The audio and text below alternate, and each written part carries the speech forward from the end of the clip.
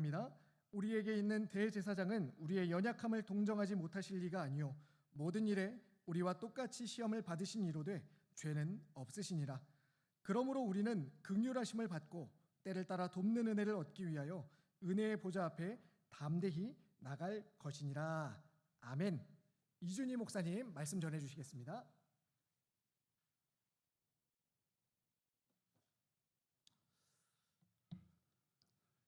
네, 반갑습니다.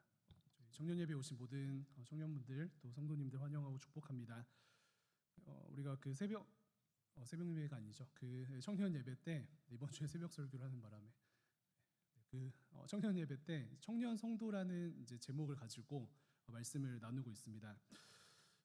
이 2021년도를 지나가면서 참 악하고 음란한 이 세대를 살아가는 청년들이 구별된 자로서 살아가자라는 어떤 영적인 도전입니다. 그래서 제가 보니까 예전에 그 뭐죠? 그 팽수가 이제 인기가 있을 때는 인사를 할 때 팽하라고 인사를 하는데 어떤 청년분들은 저한테 춘하 이렇게 인사를 하시기도 하시고 그래서 우리는 이제 청년 성도로서 어떻게 인사하는가 생각했을 때 성하 이렇게 하면 좋을 것 같습니다.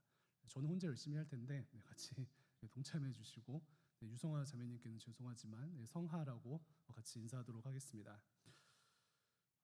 저는 그 청년 시절을 이렇게 뒤돌아보면은 지금도 청년이지만 참 하고 싶은 대로 또 하고 좀 구별되지 않는 삶을 살지 않았을까라는 그러한 생각이 좀 드는 것 같습니다. 그래서 교인으로서 살아가고 또 교회에서도 여러 가지 이제 봉사들도 하고 열심히 신앙 생활은 하였는데 어찌 보면은 특별히 20대 초반에는 제가 그 이제 성도로서의 어떤 정체성을 숨기고 이제 삶 가운데 살지 않았는가라는 그러한 그 삶의 어떤 돌아봄이 있습니다. 그런데 마치 교인이 아닌 듯이 그렇게 살았던 기간들이 있는 것 같은데요. 그런데 참 허무했던 것 같아요.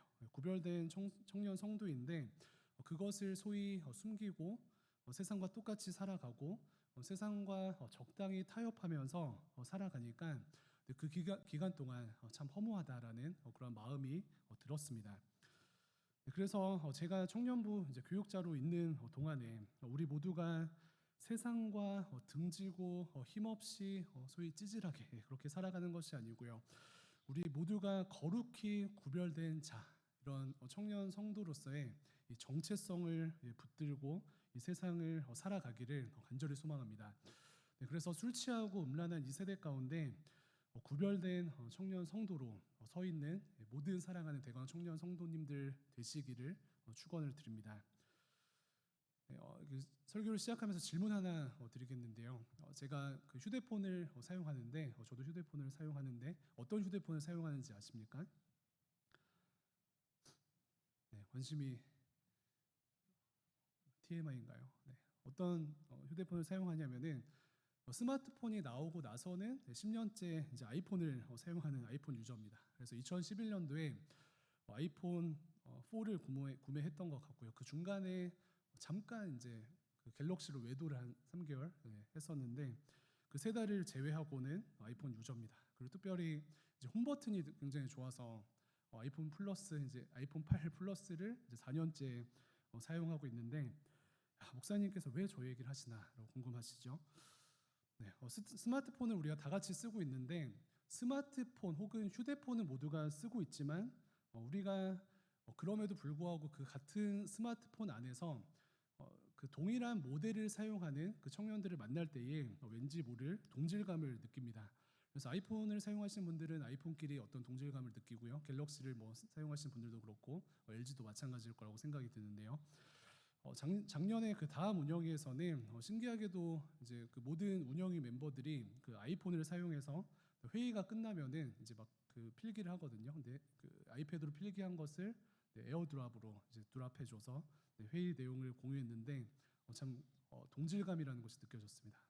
그리고 나서 이제 소영자매가 그 갤럭시 탭을 사면서 균열이 일어나긴 했었는데 네, 아무튼 저는 개인적으로 이렇게 아이폰을 사용하시는 분들을 보면은 참 반갑습니다.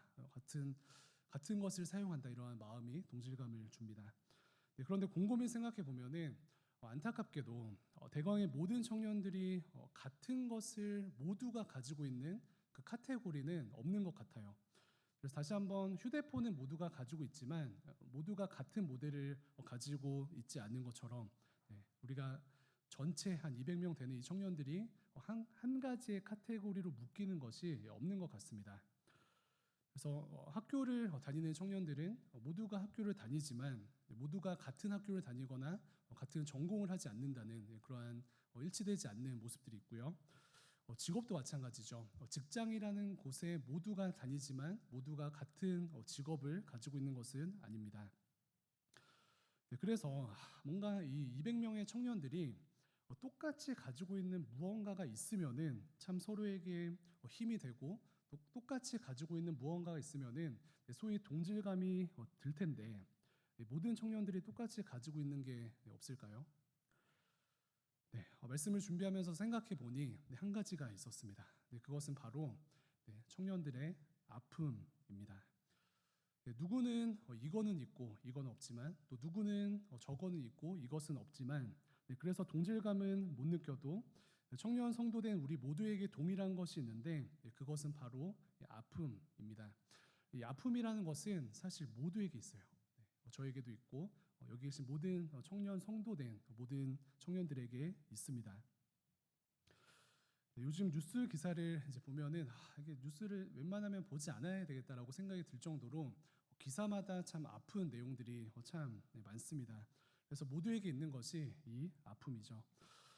예전에 그 무한도전에서 그 가수 길 씨가 나는 아픔을 느끼지 못하는 기인이다라고 이제 컨셉을 가지고 나와서 강목으로 맞다가 눈물을 흘리시는 이런 장면이 있었는데 이처럼 아픔이 없는 사람은 없습니다. 우리의 삶을 돌아볼 때 최근에 어떤 사건이 있어서 지금 아픈 그 아픔을 가져가시는 청년들도 있을 것이고요. 혹은 어릴 때 어떤 사건이 있어서 그 사건으로 아직까지 아픔이 있는 청년들도 있을 것입니다. 그리고 뭐 최근에 아픈 일이 없었고 어릴 때도 특별한 아픈 일이 없었는데 그냥 이유가 없이 지금 숨 쉬는 것도 힘든 원인 모를 그 아픔이 있는 청년들도 있을 것입니다. 그런데 오늘 본문 말씀 함께 볼 텐데요. 15절 앞부분에 뭐라고 기록합니까? 말씀을 띄워주시면은 히브리서 4장 15절 앞부분에 이렇게 처음 말씀을 시작하는데 우리에게 있는 대제사장은 우리의 연약함을 동정하지 못하실 리가 아니요라고 기록합니다. 우리에게 있는 대제사장이신 예수님께서 우리의 연약함을 동정하지 못하실 리가 아니요라고 하는데 먼저는 이 첫 번째 줄의 문장을 보면 어떻습니까? 성경은 우리의 연약함이라고 하면서 성도된 우리 모두에게 이 연약함이 있다라는 것을 전제합니다. 그래서 연약함이 있는 청년들도 있고 연약함이 없는 청년들도 있고가 아니고 성경이 전제하는 것이 무엇이에요? 우리의 연약함. 청년 모두에게는 연약함이 있다라는 그러한 전제를 그냥 깔아버립니다. 그런데 이 연약한 자라는 이 단어의 원뜻을 보니까 연약한 자는 성경에서 아픈 자라고 설명합니다. 그래서 연약한 자가 누구예요? 아픈 자, 아픈 자. 그러니까 성경의 전제는 무엇이냐면 하나님의 자녀된 우리 모두가 아픈 자다. 모두 마음도 그렇고 아픈 자다. 목사도 그렇고 청년도 그렇고 집사님도 그렇고 권사님들도 그렇고 장로님들도 그렇고 모두가 아픈 자다라고 전제하면서 우리를 대하고 있습니다. 그래서 이러한 맥락에서 제가 그 신대원에 있을 때 한 친한 그 누나는 저를 만날 때마다 틈만 나면은 야 춘이야 야 쟤도 아파 잘해주자. 야 춘이야 쟤도 아파 잘해주자. 야 춘이야 너도 아파 잘해줄게. 이렇게 얘기했던 그러한 이제 기억이 있습니다. 그래서 우리가 기억할 것은 이것인데요. 그 4장 15절 말씀 다시 한번 띄워주시면은 예수님께서는 우리의 연약함을 우리의 아픔을 동정하신다라고 말씀합니다. 동정하신다라는 말을 쉽게 이야기하면은 우리의 아픔을 동정하신 하나님께서는 우리의 아픔과 연약함을 먼저는 보시고 동료의식을 느끼신다. 무엇이에요? 우리의 연약함과 아픔을 보시고 동료의식을 느끼신다라는 주님의 말씀입니다. 이것이 핵심이에요. 네, 그래서 우리가 세상 살아가면서 잘 숨기고 아픈 것을 숨기고 살아가지만 우리가 아파할 때 예수님께서 어떻게 하신다고요? 먼저 나의 아픔을 보시고 그 다음에 주님 힘들겠네. 저러면 힘들지. 내가 알지라고 예수님께서 말씀해 주시는 거예요. 그래서 여기 있는 모든 청년분들을 예수님께서 바라보시면서 야 힘들겠네. 일주일 동안 저러면 힘들지. 내가 알지라고 주님께서 말씀하십니다. 세상 사람들 어떻습니까? 예수님께서는 우리의 어떤 외면과 내면과 아픈 모든 것을 보시는데 사실 세상은 우리의 외형과 행동만을 봅니다. 그래서 우리의 내면과 아픔을 보기보다는 저 사람이 겉으로 어떤 행동을 했는가 그것에 주목하고요. 그 사람이 어떤 행동을 했는가 그것에 따라서 칭찬을 하거나 그 사람이 어떤 행동을 했는가 그것에 따라서 정죄를 합니다. 그런데 예수님께서는 무엇을 보신다고요? 우리의 행동도 보시고 또 우리의 행위도 보시지만 더 나아가서 우리의 내면을 보시면서 아픔을 보십니다. 그리고 동료의식을 느끼십니다. 다시 뭐라고 말씀하신다고요? 매일매일 우리의 삶 가운데 찾아오셔서 야 힘들겠네. 저러면 힘들지. 내가 알아. 라고 예수님께서 말씀하십니다. 그래서 사랑하는 모든 청년 성도된 대광의 청년들은 이 은혜 앞에 담대하게 나아가는 이 특권을 누리기를 간절히 소망합니다. 담대하게 나아갑시다. 네, 아픔을 보시는 그 예수님 앞에 우리가 담대하게 나아가면요, 예수님께서 우리의 아픔을 보시고 만지시고 치유하시고 회복시켜 주신다라고 말씀합니다. 그래서 조건이 무엇이에요? 이 은혜 앞에 담대하게 나아가야 합니다. 네, 아픔을 보시는 예수님 앞에 나아가면은 우리가 알고 있는 아픔들 혹은 알지 못하는 아픔들 모든 것이 치유되는 줄로 믿습니다. 그래서 사복음서 말씀을 보면은 예수님께서 이제 이 땅에 아픈 자들을 위해서 왔다, 연약한 자들을 위해서 왔다라고 약속하시면서 그들을 만나시는 이 장면들이 여러 번 이제 등장을 하는데 사복음서 곳곳에 예수님께서 이 아픈 자들을 치유하시는 과정에 무엇이 있습니까? 네, 보시고 불쌍히 여기셨다. 그들을 보시고 아픔을 보시고 불쌍히 여기셨다. 동료 의식을 느끼시고 그 아픔을 함께 체휼하셨다라는 그런 말씀입니다. 네, 문장 하나 띄워주시면요. 그 리거렌 목사님께서 하셨던 그 유명한 말 중에 그 hurt people이라는 말이 있습니다. 이 뜻이 무엇일까요? hurt people. 직역하면 아픈 사람 어떤 뭐 노래 가사 같기도 한데 이것이 어떤 워드 플레이 같은 건데 힌트를 드리면은 앞에 있는 hurt는 이제 형용사고요. 죄송합니다. 그리고 두 번째 있는 hurt는 동사입니다. 둘 다 명사고 그럼 해석이 어떻게 될까요? hurt people. 네, 이 뜻은 이게 트위터에 몇 년 전에 그 목사님께서 올리신 건데 아픈 사람들이 사람들을 아프게 한다. 그러니까 형용사가 이제 hurt고 뒤에가 동사거든요. 그러면은 아픈 뭐 다친 사람들이 사람들을 다치게 한다 이런 뜻이 되는 것이죠.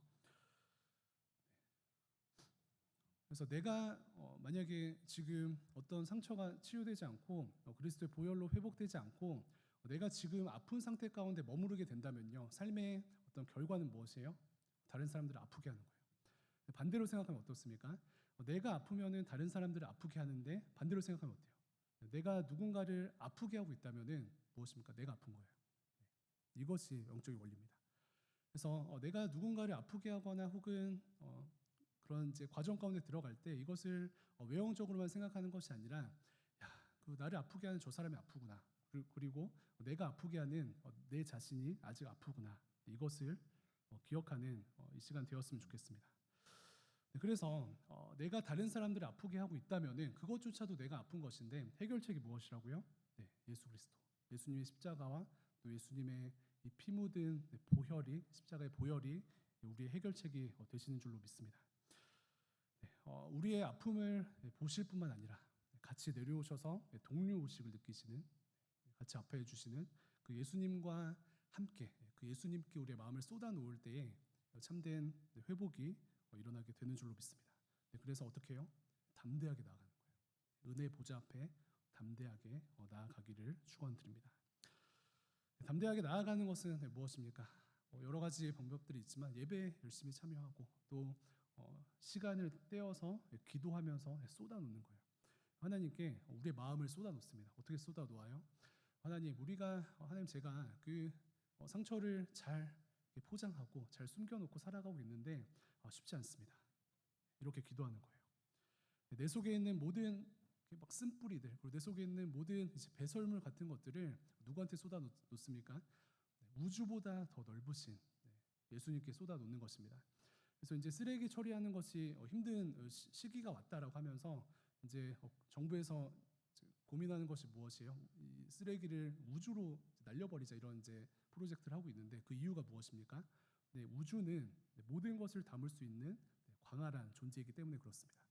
네, 그래서 하나님께서는 태평양보다 크시고 또 우주보다 크셔서 사랑하는 청년 성도 여러분 한 사람 한 사람이 속에 있는 쓴뿌리들, 그리고 속에 있는 배설물들을 혼자 가지고 있지 아니하고 하나님께 쏟길 원하셔요. 예수님께 쏟길 원하십니다.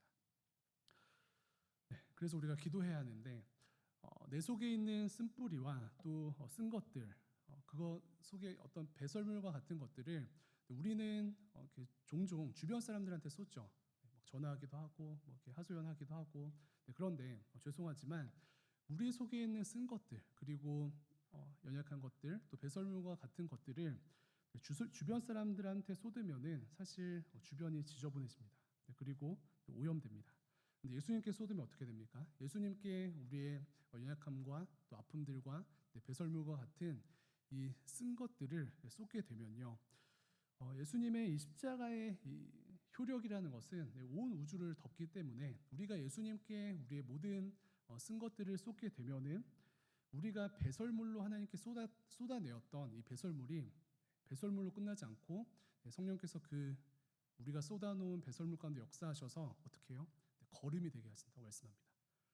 이것이 청년 성도의 능력이요 특권인 줄로 믿습니다. 다시금 내가 가지고 있는 쓴뿌리들, 오늘 성경에서도 우리의 연약함이라고 전제하듯이 모두에게 아픔과 또 연약함들이 있는데, 그것을 사람들한테 쏟게 되면은 주변이 지저분해지지만 우주보다 크신 하나님께 이것을 쏟게 되면은 내가 배설물이라고 생각했던 이것을 성령께서 간섭하시고 또 그 위에 보혈이 부어지게 되면은 이것은 더 이상 배설물이 아닌 하나님께서 사용하시는 거름이 된다라는 주님의 말씀입니다. 네, 왜 그럴 수 있어요? 왜 그럴 수 있습니까? 예수님께서는 우리의 아픔을 보시기 때문에, 그리고 우리 아픔을 보실 뿐만 아니라 동료의식을 느끼시고 함께 우시기 때문에 이 은혜가 가능한 줄로 믿습니다. 네, 그래서 아무쪼록 여러 가지 이제 아픔들과 막 이렇게 눌림들로 인해서 힘들어하는 청년들 계셔요. 이 시간 예배를 통하여서 또 한 주간 어깨를 피며 살아갑시다. 어깨 피고요. 우리가 가지고 있던 이제 막 쓴 것들 누구한테 쏟아놓아요? 하나님께 막 던지시는 거예요. 막 던지시면서 이 아픔을 예수님과 함께 직면하시길 바랍니다. 아까 예수님 뭐라고 우리한테 말씀하신다고 했어요? 예수님께서 힘들겠네. 그러면 힘들지. 내가 알지. 이렇게 말씀하신대요. 우리 할 일은 무엇입니까? 예배 때뿐만 아니라 정말 평일에 시간을 내어서 막 30분, 1시간 시간을 내어서 하나님께 쏟아놓는 것이에요. 그러면은 성령께서 회복해 하시는 그 역사가 여기 있는 모든 청년 성도들의 삶 가운데 차고 넘칠 줄로 믿습니다. 하나님한테 쏟아놓는다는 것은 우리가 이제 빛 가운데로 드러내는 것이거든요. 그런데 빛 가운데 드러내면은 특징은 무엇이냐면은 빛 가운데 드러내면은 어둠이 이기지 못합니다. 어둠이 힘을 발휘하지 못합니다. 청년들 오늘 이렇게 모여서도 예배 드리는데 이 본당에 여러분들이 오기 전까지 사실 칠흑 같은 어둠이 이 안에 있었습니다. 그런데 언제 이 밝음이 찾아온 줄 알아요? 조명이 켜지고 빛이 임할 때에 어둠이 사라졌습니다. 어둠이 이기지 못한다는 거예요. 그래서 여러분들이 가지고 있는 어둠을 혼자 가지고 씨름하는 것이 아니라 그 어둠과 또 쓴 것들을 가지고 하나님 앞에 나아갈 때에 그리스도의 십자가를 붙들고 나아갈 때에 하나님께서 비추어 주시는 그 빛이 여러분들의 심령 가운데 또 여러분들의 배설물과 같은 아픔 가운데 비추어져서 사라지고 거름이 되고 은혜로 바뀌는 역사가 일어나게 된다라는 주님의 약속입니다. 그런데 마귀가 잘하는 것이 있는데요. 마귀는 우리가 가지고 있는 속에 있는 것들 막 하나님께 이렇게 쏟아놓거나 끄집어내지 못하게 하고 무엇을 하게 하냐면은 덮어두게요. 덮어두게. 좋은 게 좋은 거지. 포장을 잘하면 되지. 이러면서 덮어두는 그러한 삶을 살게 합니다. 덮어두게 하고 어떻게 미루게 해요. 시간이 해결해 주겠지. 시간이 해결해 주긴 하지만 시간이 해결해 준다는 이 세상의 메시지는 반쪽짜리 메시지입니다. 우리 아픔을 시간이 해결해 줍니까? 시간이 진짜 해결해 줘요? 그렇지 아니하고 시간이 지날수록 우리의 아픔들과 상처들은 골마갈 뿐이에요. 그래서 예전에 제가 이제 집을 구단지에서 살고 있는데 집주인분께서 이제 집을 내놓으신다고 막 이제 새로운 분들이 와서 이제 집을 구경하시고 그런 이제 시기가 있었습니다.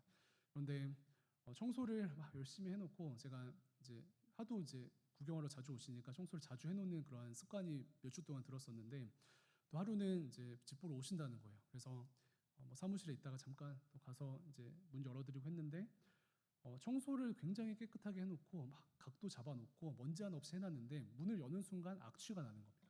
그래서 무슨 일이지? 나 청소를 다 했는데. 그리고 나서 싱크대에 가보니까 음식 버리지 않은 음식물 쓰레기가 뚜껑에 덮여져 있는 거예요. 그래서 그때 깨달은 것이 무엇이냐면 우리가 외적으로 아무리 열심히 청소를 하고 먼지를 닦고 노력을 한다 할지라도 그리고 음식물 쓰레기와 같은 것들을 소위 덮어둔다 할지라도 그것은 해결책이 되지 아니하고 진짜 해결책은 어떻게 되는 거예요? 뚜껑을 열고 어떻게 이것이 상해 있는지 보고 그것을 처리하는 것, 그것이 성도의 능력이 되는 줄로 믿습니다. 그래서 지금 우리 포장하는 거는 되게 잘하잖아요. 어떻게 아프지 않은 척, 그리고 어떻게 나이스한 척, 그거는 우리가 그 세상에서 훈련이 잘 돼 있어가지고 그건 잘하는데 이제 그 포장지를 벗기고 최소한 하나님 앞에서는 이 포장지를 벗기고 빛 가운데로 나아가는 모든 청년 성도분들 되시기를 주님의 이름으로 축원을 드립니다. 그러할 때 치유의 역사가 일어나고요. 그러할 때 청년 성도된 삶이 정말 이 건강함과 이 순환으로 이루어지게 되는 줄로 믿습니다. 그렇지 않으면은 마귀가 기뻐하는 덮어두고, 마귀가 기뻐하는 미루고, 마귀가 기뻐하는 포장하는 그러한 삶을 살게 되는 것입니다. 우리가 잘 아는 삭개오 어떻습니까? 죄 많고 상처 많고 외로운 그에게 예수님께서 찾아가셨습니다. 그런데 이 일이 어떻게 가능했습니까? 사람들은 삭개오의 외모만 보고 삭개오의 잘못된 행동만 보고 소위 왕따시켰지만 예수님께서는 삭개오의 아픔을 보셨어요. 그리고 그 삭개오 옆에서 동료 의식을 느끼시고 삭개오와 함께 하셨습니다. 아픔을 보시고 직진하신 예수님 만나니까 삭개오 어떻게 됐어요? 치유되고 회개하고 사기친 것도 다 갚고 완전한 새로운 삶을 살게 되었습니다. 사마리아 여인 어떻습니까? 죄 많고 상처 많은 외로운 그녀에게 예수님께서 찾아가셨는데 어떻게 이 일이 가능했습니까? 사람들은 이 여인의 복잡한 남자 관계만 보고 사람들은 이 여인을 보고 왕따시켰지만 예수님께서는 이 여인의 무엇을 보셨어요? 아픔을 보셨어요. 아픔을 보신 예수님께서 이 여인에게 직진하셨습니다. 그런데 그 사마리아 여인에게 직진한 그 예수님을 만난 사마리아 여인의 삶은 어떻게 되었습니까? 치유되고요. 음지에서 벗어나서 혼자 치유된 정도가 아니라 그 마을을 뒤집는 진짜 복음의 사역을 감당하는 그러한 자녀로 탈바꿈되게 되었습니다. 그래서 이처럼 하나님 앞에 나아가서 그리스도의 십자가를 붙들고 우리의 모든 속에 있는 다양한 이 골마 있는 것들을 쏟아 놓는 삶으로 말미암아 하나님께서 예비하신 정말 새로운 삶, 또 생명력 있는 삶, 이렇게 어깨 피는 삶, 이거를 살아가시는 모든 청년들 되시기를 다시 한번 주님의 이름으로 축원을 드립니다. 그런데 우리의 아픔을 보시는 예수님과 함께 우리도 나의 아픔을 보는 것과 동시에 해야 할 일이 있습니다. 청년 성도로서의 미션이 한 가지 있습니다.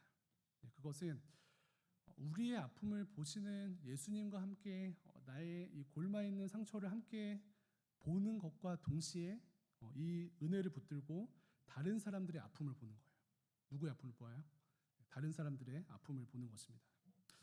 그래서 하나님께서는 우리에게 은혜를 주시고 또 우리에게 능력을 주시고 또 우리의 삶을 이제 붙잡아 주시는데 그럴 때마다 우리에게 원하시는 것은 그 은혜가 너에게만 머물지 아니하고 주변에 흘러가게 해라.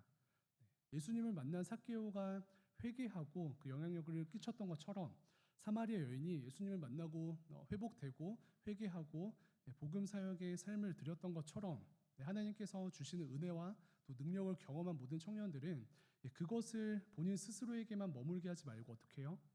그것을 주변에 흘러가게 해라. 그래서 오늘 말씀과 연결하면 무엇입니까? 하나님께서 우리의 아픔을 보시는데 우리 아픔을 보시는 하나님과 함께 나의 아픔도 보고요. 더 나아가서는 다른 사람들의 아픔을 보고 더 나아가서는 동료의식을 갖는 이러한 사명을 감당하는 것입니다. 그래서 뭐 친한 사람이든 미운 사람이든 교회 안에서든 교회 밖에서든 서로의 아픔을 봅시다. 판단하기 좋아하는 우리의 마음을 이제는 멈추고 우리 같이 예수님의 마음으로 무엇을 봐요? 서로의 아픔을 봅시다. 예수님께서는 내가 어떤 행동을 했는가, 또 내가 어떤 행위로 살아갔는가, 그것보다는 우리의 아픔을 보시고 나에게 찾아오셨던 것처럼 우리도 서로의 아픔을 봅시다. 먼저 교회 안에서 이렇게 해가는 것이에요. 교회 안에서 서로의 행동과 행위를 가지고 판단하는, 이 정죄하는 바리새인의 삶을 멈추고 어떻게 해요? 예수 그리스도의 시선을 가지고 예수님의 렌즈를 끼고 아픔을 보는 것이 성도의 능력인 줄로 믿습니다. 그 아픔을 보면은 도둑놈도 용서한다라는 말이 있습니다. 도둑이 들어서 잡았는데 막 앉아서 얘기를 하다 보니까 같은 병이 있는 거예요. 다리에 지병이 있어서 넘어져 있는 거예요. 그래서 밤새도록 막 그 지병을 가지고 얘기하고 격려하고 다리에 뭐가 음식이 좋은지 막 그것을 얘기하고 그냥 보내줬다라는 그런 이야기가 있지 않습니까? 그래서 아픔을 보는 것이 청년 성도의 능력이요 특권인 줄로 믿습니다. 특별히 이제 어린이 주일을 시작으로 5월은 무슨 달입니까? 가정의 달이죠.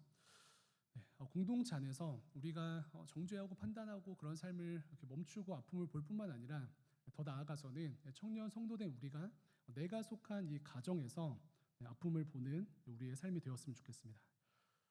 사랑하는 청년 여러분, 질문 한 가지 드립니다. 사랑하는 그 가정을 보면서 사실 지금 마음이 어떠세요? 가정을 향한 여러분들의 마음이 어떠십니까? 100% 정말 120% 넘치는 이 감사와 평안이 있으십니까? 아니면은 아까 우리가 계속해서 이야기하고 있는 가정을 바라보면서 내 안에 여전히 남아있는 쓴뿌리들, 내 안에 여전히 남아있는 배설물들은 있지는 않으십니까? 부모님과의 관계, 또 형제 자매와의 관계, 또 결혼하신 분들은 남편과 또 아내와의 관계 지금 어떠십니까? 서로를 향한 마음이 어떠세요? 서로를 향한 마음 가운데 120% 사랑으로만 가득 차 계십니까? 120% 평안으로만 가득 차 계십니까? 사랑과 기쁨만으로 가득 차 있다면 너무 감사한 일이지만요.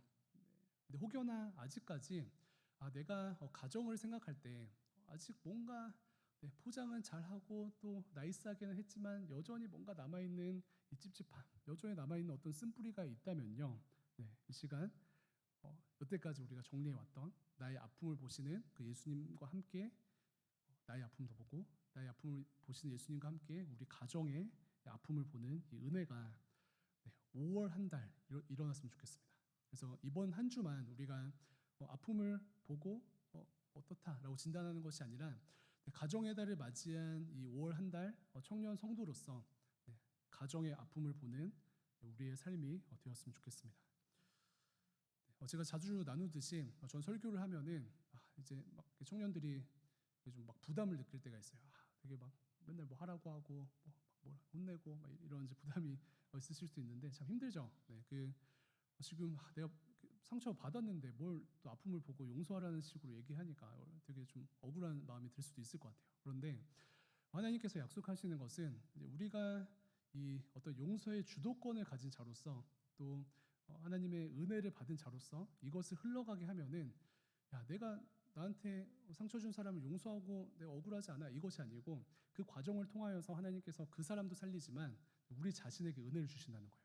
분명히 약속하셨습니다. 그래서 특별히 가정 안에 우리는 이제 청년이고 또 아직 이제 그 되게 권위적인 부모님들 아래에서 살아왔던 청년들일수록 어떤 상처가 많은데 그럴수록 여러분들이 믿음의 눈을 들어서 또 주님께서 주신 은혜를 붙들고 부모님들에게 다가가서 그들의 아픔을 보면은 하나님께서 여러분들을 살리신대요. 그것이 하나님께서 약속하신 은혜인 줄로 믿습니다. 가정은 참 다양한 이렇게 공간인 것 같습니다. 이렇게 기쁨과 사랑과 또 평안도 있는 반면에 가정만큼 갈등이 심하고 또 가정만큼 다툼이 많은 곳도 없죠. 물론 또 서로가 잘못했을 때 어떤 심각한 죄악들을 이렇게 합리화하는 것도 성경적이지는 않습니다. 그런데 가정 안에 있는 여러 아픔들과 또 죄악들을 바라보면서 다른 것이 아닌 여러분들 한 사람 한 사람이 그 속한 곳에서 받은 은혜를 붙들고 또 그리스도의 안경을 가지고 또 그리스도의 렌즈를 끼고 그곳 가운데 들어가게 되면은 하나님께서 예비하신 참된 샬롬이 부모님들에게 참된 샬롬이 언니 오빠들에게 형제 자매에게 또 남편에게 아내에게 흘러가게 되어 있다라는 주님의 약속의 말씀입니다. 그래서 이것이 청년 성도의 사명이라고 생각해요. 그래서 우리가 그냥 겉으로만 찬양 열심히 하고 또 세상 앞에서 잘 살아간다고 이렇게 쇼맨십을 보이는 것이 아니라 가장 작은 단위인 가정 안에서 이 사명을 감당하면은 하나님께서 여러분들을 정말 칭찬해 주시고 또 이미 칭찬하시지만 칭찬해 주시고 은혜의 통로로 사용하실 줄로 믿습니다. 네, 역지사지라는 속담이 있죠. 그 뜻이 무엇입니까? 입장 바꿔서 생각해 봐라라는 말인데 그 영어에서도 비슷한 표현이 있는데 그 너의 발을 내 신발에 넣어 봐라라는 이제 그 문장이 역지사지의 어떤 영어적 표현이죠. 그래서 너의 발을 내 신발에 넣어봐. 그러면은 내가 왜 이렇게 걷는지 그리고 내가 가지고 있는 아픔이 무엇인지 알게 될 것이야라는 그러한 격언입니다. 그래서 5월 한 달 동안 우리가 무엇을 하냐면요. 우리가 받은 은혜를 가지고 예수님께서 우리의 신발에 발을 넣어 보셨거든요. 그리고 야 힘들지 고생했다 격려하시는 그 은혜가 있는데 그래서 그 은혜를 붙들고 여러분들의 발을 다른 사람들의 신발에 넣어 보는 것입니다. 그리고 여러분들의 발을 누구한테 넣어봐요? 부모님들의 신발에 넣어 보시는 거예요. 그래서 우리가 생각할 때는 저렇게 행동하셨던 것들이 합당하지 않고 우리가 생각할 때는 저렇게 우리를 대했던 것이 억울한 측면들이 있을 수 있어도 성도의 능력은 청년 성도의 힘은 겸손하게 우리의 신발을 벗고 부모님들의 신발에 우리의 발을 넣어 보는 것입니다.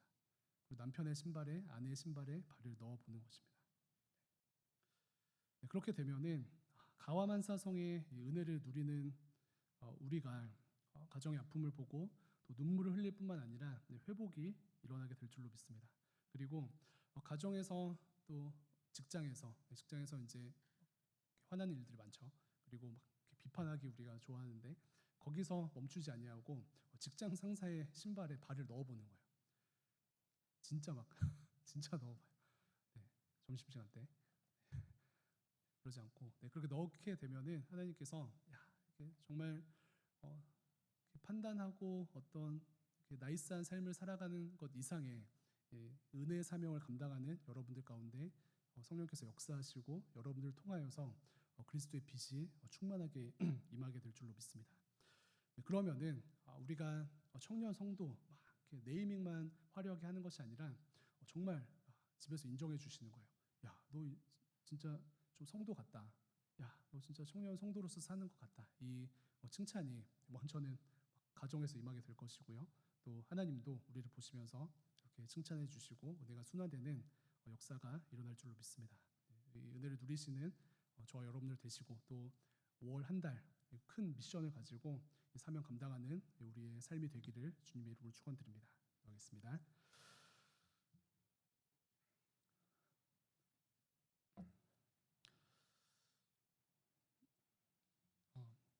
하나님 감사합니다. 오늘 말씀 가운데 우리는 연약한 자이며 특별히 아픔을 가진 자인 것을 주님께서 전제하시고 우리에게 말씀하신 것을 기억합니다. 그래서 먼저는 우리의 삶 가운데 겸손하게 우리의 연약함들을 바라보는 오늘 예배와 또 우리의 삶이 될 수 있도록 인도하여 주시고 그러나 감사한 것은 하나님께서 또 예수님을 이 땅에 보내시고 우리의 아픔을 채울하게 하신 것인 줄로 믿습니다. 우리의 아픔을 보시고 또 동정하시는 그 하나님 은혜 가운데 거하는 삶을 살 수 있도록 인도하여 주시고 그것에서 멈추지 아니하고 먼저 나의 삶의 상처를 직면하고 또 주변의 아픔을 바라보는 성숙한 청년 성도들 될 수 있도록 인도하여 주시옵소서.